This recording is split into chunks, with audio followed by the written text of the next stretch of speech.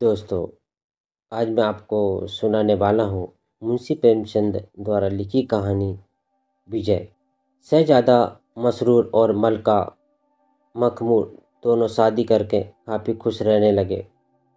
मसरूर गाय चराता और खेत जोतता तो वहीं मखमूर खाना पकाती और चरखा चलाती। इस तरह दोनों मिलजुल कर अपना जीवन चलाते थे। दोनों अपनी इस शादीशुदा जिंदगी से काफ़ी खुश थे। उनके जीवन में कोई फिक्र या परेशानी नहीं थी, लेकिन जैसे हर दिन एक जैसा नहीं रहता, उसी तरह उनके भी दिन बदलने लगे। इसका कारण था मसरूर के दरबार का नज़रबंद सदस्य बुलहवस खां। बुलहवस खां एक फसादी आदमी था, जिस वजह से उसे दरबार से नज़रबंद किया गया था। अब वह धीरे धीरे मलका मखमूर का खास बन गया। मलका अपने सभी सलाह उसी से लेने लगी। उसके पास एक हवाई जहाज़ था, जिस पर बैठकर वो महज कुछ ही मिनटों में हजारों मील दूरियां की सफ़र करता और खबर लाता था। कभी कभी मलका भी उस जहाज़ पर बैठकर दूसरे देशों की सैर करती थी। बुलहवस कहता कि बादशाह को अपना साम्राज्य अन्य देशों में भी फैलाना चाहिए। उन्हें दूसरे देशों पर कब्जा करके धन कमाना चाहिए। इसी तरह की कई बातें करके वह मलका के कान भरता और मलका भी उसकी बातों को ध्यान से सुनती। धीरे धीरे मलका के मन में भी बुलहवस की बातें घर कर गई और उसे अभी अपना सुखी जीवन परेशान करने लगा। मगर मसरूर एक शांति प्रिय व्यक्ति था। धीरे धीरे दोनों पति पत्नी के बीच कलह बढ़ने लगी और उनके रिश्ते में सिर्फ संदेह रह गया। इतना ही नहीं, उसके कुछ दरबारी भी उसका विरोध करने लगे। इन सब से परेशान होकर एक दिन उसने सारी सल्तनत मलका के हवाले कर दी और खुद एक पहाड़ी इलाके में जाकर छिप गया। इस बात को वर्षों गुजर गए। अब मलका अपने सल्तनत की रानी थी। दूसरे देशों पर कब्जा करने के लिए उसने एक बड़ी सेना तैयार कर ली थी, जिसे लेकर उसने कई पड़ोसी मुल्कों पर आक्रमण किया और उन्हें लूट भी लिया। वहीं इन सबके बीच उसके सल्तनत में अब पहले जैसी शांति नहीं थी। उसके लोग आपस में ही एक दूसरे के विरुद्ध हो रहे थे। इन्हीं में से एक था कर्ण सिंह बुंदेला। उसकी अपनी ही एक अलग फौज थी, जो मलका के कारनामों के खिलाफ था। उसकी फौज कोई हथियारबंद सेना नहीं, बल्कि गाने बजाने वाले लोगों से भरी हुई थी। एक दिन कर्ण सिंह बुंदेला की फौज ने मलका के महल में चढ़ाई कर दी। मलका को लगा कि वो इन्हें आसानी से हरा देगी। ये सोचकर मलका ने कर्ण सिंह के काफिले पर हमला करने के लिए अपनी सेना भेजी। उसकी सेना ने जब वहां पहुंचकर कर्ण सिंह और उसके काफिले के गीत सुने तो उनके दिमाग पर एक नशा छाने लगा। जिसने भी उनका गीत सुना, नशे में खोकर बेहोश हो गया। मलका दूर से यह सारा माजरा बस देखे जा रही थी। फिर उसने खुद वहां पर जाने का फैसला किया, लेकिन मलका का हाल भी उसकी सेना जैसा ही हुआ। उन गीतों की आवाज़ सुनते ही वह भी मदहोश होकर बेहोश हो गई। इसके बाद कर्ण सिंह शाही महल में पहुंचता है और अपना गीत गाना बंद कर देता है। जैसे ही उसका गीत बंद होता, मलका होश में आती है और उसने कर्ण सिंह से फिर से वही राग सुनाने की इच्छा जाहिर करती है। मलका के साथ ही होश में आए उनके सिपाहियों ने भी अपना मत देते हुए कहा कि उन्हें भी वही राग सुनना है। उन्हीं के सल्तनत में सूबेदार लोचन दास भी रहता था। जब उसे कर्ण सिंह की विजय की खबर मिली तो उसने भी विद्रोह करने की ठानी। वह भी अपनी फौज लेकर राजधानी में आ गया। मलका ने भी अपने सैनिकों को युद्ध करने के लिए तैयार रखा हुआ था, लेकिन इस बार भी यही हुआ। बंदूक और तलवार जैसे हथियारों से बंधे उनके सैनिक सूबेदार लोचन दास की सर्कस करने वाली फौज के सामने एक पल भी नहीं टिके। जैसे ही उसके सैनिक युद्ध मैदान में गए, वहाँ पर सुंदर नर्तकियाँ, एक्टर, सर्कस और बायोस्कोप देखकर वो सभी अपना होश खो बैठे। सूबेदार लोचन दास की सर्कस फौज बर्फिस्तानी चोटियाँ और बर्फ के पहाड़ से लेकर पेरिस का बाजार, लंदन और एक्सचेंज, अफ्रीका के जंगल, सहारा से रेगिस्तान और जापान की गुलकारियाँ जैसे सैकड़ों विचित्र आकर्षक दृश्य सर्कस में दिखा रहे थे। मलका की पूरी फौज युद्ध भूलकर बेतहाशा होकर इन दृश्यों को देखते हुए बेहोश हो गए। यहाँ तक कि मलका भी बेहोश हो गई। वहीं लोचनदास अपनी विजय की हुंकार लगाते हुए जब शाही महल में आया तो मलका और उसके सिपाही होश में आए। एक बार फिर से उन्होंने लोचनदास से वही तमाशा देखने की इच्छा जाहिर की। इसी तरह अपनी दूसरी हार देखकर मलका मखमूर को बहुत दुख हुआ। वह पूरा दिन सोचती रहती कि अगर इसी तरह चलता रहा तो एक दिन उसका सारा राज उसके हाथ से निकल जाएगा। इन हालातों के लिए वह शाह मसरूर को कोसती भी थी।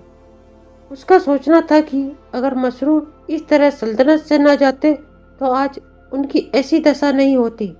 इसके बावजूद भी मलका ने ठाना कि वो अपनी सल्तनत को बचाने के लिए मसरूर की मदद नहीं लेगी। मलका जब भी उन आकर्षक गीतों को सुनती और मनमोहक सर्कस के दृश्य देखती तो उसे अपने सल्तनत की खबर नहीं रहती। वह सब कुछ भूलकर बस आनंद महसूस करती थी। एक दिन बुल हवस खां ने लिखा कि उसे उसके दुश्मनों ने घेर लिया है और वो चारों तरफ से हमला कर रहे हैं। बुल हवस खां के संदेश का मलका पर कोई असर न हुआ। मलका और उसकी फौज गाने सुनने और दृश्य देखने में ही व्यस्त थे। इतने में दो सूबेदारों ने फिर से बगावत कर दी। इस बार मिर्जा शमीम और रसराज सिंह ने मिलकर राजधानी पर हमला किया। मलका की फौज में अब ना पहले जैसी वीरता थी और ना ही सल्तनत को बचाने की आग। गाने बजाने और शेर तमाशे ने उन्हें आराम से रहने वाला बना दिया था। वहीं मिर्जा शमीम की फौज के सिपाही भी लड़ाकू थे। उसके किसी सिपाही के हाथ में फूलों के गुलदस्ते थे तो किसी के हाथ में इत्र की खुशबूदार शीशियाँ थीं। पूरे मैदान में बस मनमोहक खुशबू ही खुशबू फैली हुई थी। वहीं दूसरी तरफ रसराज की सेना में किसी सिपाही के पास बर्फी और मलाई की टोकरी थी तो किसी के पास कौरमे और कबाब थे। कोई खुबानी और अंगूर लिए खड़ा था तो कोई इटली की चटनी और फ्रांस की शराब लिए था। मलका की फौज जैसे ही मैदान में आती है वह मिर्जा शमीम की सुगंधित खुशबू सूंघते ही मदहोश हो जाती है। उसकी सेना ने अपने तलवार फेंक दिए और रसराज के स्वादिष्ट पकवानों का लुत्फ लेने लगे। इस बार उसकी फौज का हाल भिखारियों जैसा हो गया था जो तरह तरह के खाने के लिए अपना हाथ फैलाए मांग रही थी। सब कुछ खाने के बाद उसकी पूरी फौज वहीं पर बेहोश होकर ढेर हो गई। यही हाल मलका का भी था। वह भी जी भरकर खा पी लेने के बाद बेहोश हो गई। जब मलका अपनी पूरी सल्तनत खा चुकी थी वह अब इन लोगों की गुलामी करने लगी। कभी कर्ण सिंह के दरबार में हाजिर लगाती तो कभी मिर्जा शमीम की खुशामद करती। हाँ, कभी कभी थक जाने या बीमार होने पर अकेले बैठकर घंटों रो लेती थी। वह मन ही मन चाहती थी कि मसरूर को मनाकर वापस ले आए, लेकिन अगले ही पल उसका मन बदल भी जाता था। बुल हवस खान ने जब सल्तनत की यह कमजोरी देखी तो उसने भी मलका से बगावत करने की ठानी। उसकी फौज ने अगले ही पल में मलका की फौज को हराकर उसे बंदी बना लिया। गिरफ्तार करने के बाद मलका को एक कैद खाने में बंद किया गया। अब वह किसी की सेवक नहीं थी बल्कि खुद मलका का स्वामी बन गया था। जिस कैद खाने में मलका को कैदी बनाया गया था वह काफ़ी विचित्र था। वहाँ कैद खाना इतना लंबा चौड़ा था कि वहाँ से कोई बाहर नहीं भाग सकता था। वहाँ पर कोई पहरेदार नहीं थे, ना ही कैदी के हाथों में पैरों में कोई बेड़ियाँ थी। फिर भी मलका अपने पूरे शरीर को तारों से बंधा हुआ महसूस करती थी। वह उस कैद खाने में अपनी इच्छा से हिल भी नहीं सकती थी। कैद खाने में दिन के समय वह ज़मीन पर मिट्टी के घरौंदे बनाती थी और उन्हें महल की तरह समझती थी। पत्थरों के टुकड़ों को गहनों की तरह पहनती और कहती कि उसके सामने हर तरह के हीरे जवाहरात फीके हैं। ऐसे ही कई दिन गुजर गए। मिर्जा शमीम, लोचनदास सभी उसे हर वक्त घेर कर रखते थे। उन लोगों के मन में डर भी था कि वह मसरूर तक कोई संदेश न भेज दे। वहीं मलका भी उस कैद से निकल भागने की सोचने लगी। एक दिन मलका बैठी बैठी सोचने लगी कि जो पहले उसके इशारों पर नाचते थे अब वही उसके मालिक बन गए। वो जैसा चाहते उसे वैसे ही अपने इशारों पर नचाते हैं। उसे अब अफसोस होने लगा था कि उसे शाह मसरूर की बात मान लेनी चाहिए। वह दिन रात बस इस कैद खाने से भागने और शाह मसरूर से मिलने का सोचती रहती। इसके बाद उनकी हर बात मानने की भी कसम खाती।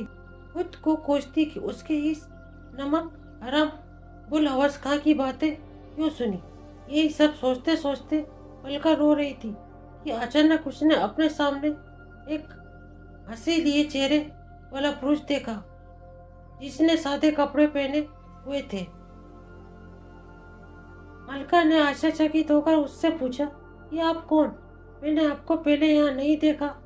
पुरुष, मैं इसी कैद खाने की देखरेख करता हूँ, लेकिन मैं यहाँ बहुत कम आता हूँ। जब किसी कैदी की तबीयत खराब होती है तो उसे यहाँ से निकलने में मदद करता हूँ। मलका ने फिर पूछा। आपका नाम क्या है? पुरुष ने जवाब दिया, संतोष सिंह। मलका, क्या आप मुझे इस कैद से बाहर निकाल सकते हैं? संतोष, हाँ निकाल सकता हूँ, लेकिन इसके लिए आपको मेरी बताई बातों को मानना होगा। मलका, मैं आपके सारे हुक्म मानूंगी। खुदा के लिए मुझे बस यहाँ से बाहर निकाल दे। मैं पूरी उम्र आपकी शुक्रगुजार रहूंगी। संतोष, आप कहाँ जाना चाहती हैं? मलका, मुझे शाह मसरूर से मिलना है। क्या आपको पता है कि वो कहाँ रहते हैं? संतोष, हाँ मुझे पता है, मैं उन्हीं का नौकर हूँ। उन्होंने ही मुझे इस काम पर रखा है। मलका, तो मेहरबानी करके मुझे यहाँ से निकाले और मुझे उनके पास ले चले। संतोष, ठीक है, तो सबसे पहले तुम्हें ये रेशमी कपड़े और सोने के जवाहरात उतार कर फेंकने होंगे। बुल हवस ने इन्हीं जंजीरों से तुम्हें जकड़ा हुआ है।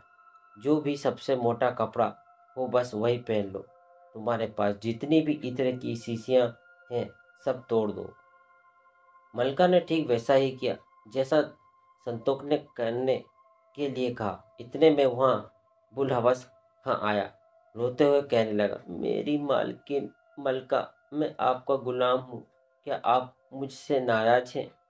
मलका ने उसकी तरफ देखकर और गुस्से में मिट्टी के बनाए घरौंदे को पैरों से गिरा दिया। इसके बाद बुल हवस के शरीर का एक एक अंग कटकर जमीन पर गिरने लगा। अगले ही पल में वह जमीन पर गिरा और मर गया। यह देखकर संतोष ने कहा, मलका, क्या तुमने देखा तुम्हारा दुश्मन कितनी आसानी से खाक में मिल गया? मलका, हाँ, काश मैं यह बहुत पहले करती तो आज ऐसे कैद में नहीं होती। लेकिन मेरे अभी और भी दुश्मन है। संतोष, चलो कर्ण सिंह के पास चलते हैं। जैसे ही वह अपना गीत गाना शुरू करे तुम बस अपने कानों पर हाथ रख लेना। मलका कर्ण सिंह के दरबार में गई। उसे देखते ही दरबार में चारों तरफ से गाने की धुन बजने लगी। मलका ने तुरंत अपने दोनों कानों को बंद कर लिया। इतना करते ही कर्ण सिंह के दरबार में आग लग गई। उसके सारे दरबारी जलने लगे। यह सब देखकर कर्ण सिंह दौड़ता हुआ मलका के पैरों में गिर पड़ा और बोला, इस गुलाम पर रहम करें मालकिन, अपना कानों पर से हाथ हटा ले वरना मेरी जान जा सकती है। मलका, ठीक है, लेकिन मेरी एक शर्त है कि फिर कभी तू बगावत नहीं करेगा। तभी कर्ण सिंह ने संतोष सिंह की तरफ गुस्से में देखा और उसे कोसते हुए दरबार से भाग गया। इसके बाद संतोष सिंह ने मलका को लोचन दास के पास जाने के लिए कहा। उसे समझाते हुए कहा कि जैसे ही वह अपने करिश्मे दिखाना शुरू करेगा तुम अपनी आंखें बंद कर लें। फिर मलका लोचन दास के पास गई। मलका को दरबार में देखते ही लोचन ने अपने सर्कस के कारनामे दिखाने शुरू कर दिए। इतने में मलका ने अपनी आंखें बंद कर ऐसा देखकर लोचन दास मलका को सर्कस देखने के लिए उकसाने लगा, लेकिन मलका ने अपनी आंखें ना खोली। फिर वह कांपता हुआ मलका के सामने आया और हाथ जोड़कर बोलने लगा, मालकिन, कृपया अपनी आंखें खोलें और मुझ पर रहम करें। अगर मुझसे कोई गलती हुई है तो उसे माफ़ करने का एहसान करें। उसकी बातों को सुनकर मलका ने कहा, ठीक है, मैंने तेरी जान बख्श दी, लेकिन अब फिर कभी यहाँ पर सिर उठा कर ना चलना। लोचन दास ने मलका की बातें सुनते ही उसका शुक्रिया किया और वहां से अपनी जान लेकर भाग खड़ा हुआ। संतोख सिंह फिर दरबार में आता है और मलका से मिर्जा समीम और रसराज के पास जाने के लिए कहता है। मलका को समझाते हुए कहता है कि उनके पास जाते ही अपने एक हाथ से नाक बंद कर देना और दूसरे हाथ से पकवानों को नीचे जमीन पर गिरा देना। इसके बाद मलका रसराज और समीम के दरबार में जाती है और ठीक वैसे ही करती है जैसा संतोख ने बताया था। अगले ही पल मिर्जा समीम और रसराज दोनों के सिर से खून गिरने लगा। उनके शरीर का अंग टूट कर गिरने लगा। इसी हालत में वे मलका के पास आते हैं और गिड़गिड़ाते हुए कहते हैं, हुजूर, हम गुलामों पर रहम करें। अगर हमसे कोई गुस्ताखी हुई है तो उसे माफ़ कर दें। दोबारा मैं ऐसी गलती नहीं करूँ। मनका ने उनकी बातें सुनकर कहा, रसराज को मैं जान से मारना चाहती हूँ, क्योंकि उसके कारण ही मुझे जलील होना पड़ा। तभी संतोख सिंह ने वहां आकर मनका को ऐसा करने से रोक दिया। उसने मनका से कहा, इसे जान से मारना समझदारी नहीं, इस तरह के सेवक का मिलना ठीक होता है। यह सभी सूबेदारों में अपना काम करने में सबसे बेहतर है, इसलिए इसे जान से मत मारिए, बस अपने काबू में रखिए। मलका ने ठीक वैसा ही किया। उसने दोनों की जान बख्श दी और उन्हें चेतावनी देते हुए रिहा कर दिया। वे दोनों अपनी अपनी जान लिए वहां से भाग गए। मलका की जीत और आज़ादी की खुशी खबर सल्तनत में फैल गई। फौज और उसके लोगों ने उसका खुले दिल से स्वागत किया। वहीं दूसरी तरफ चारों बागी सूबेदार शहर में घात लगाकर छुप गए। फिर संतोख सिंह ने जब वहाँ के लोगों और फौज को मस्जिद में शुक्रिया की नमाज अदा करने के लिए ले गए तो बागियों को वहाँ पर भी हार मिली।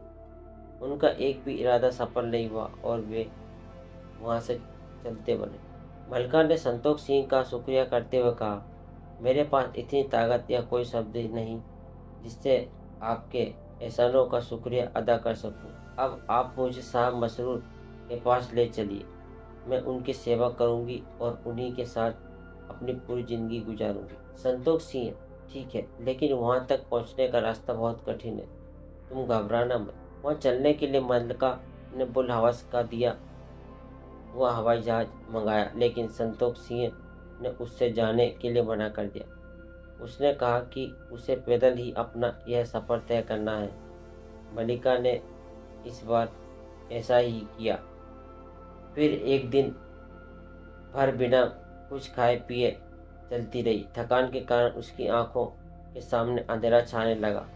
उसके पैरों में छाले पड़ गए। उसने संतोख से पूछा कि अभी और कितनी दूर है।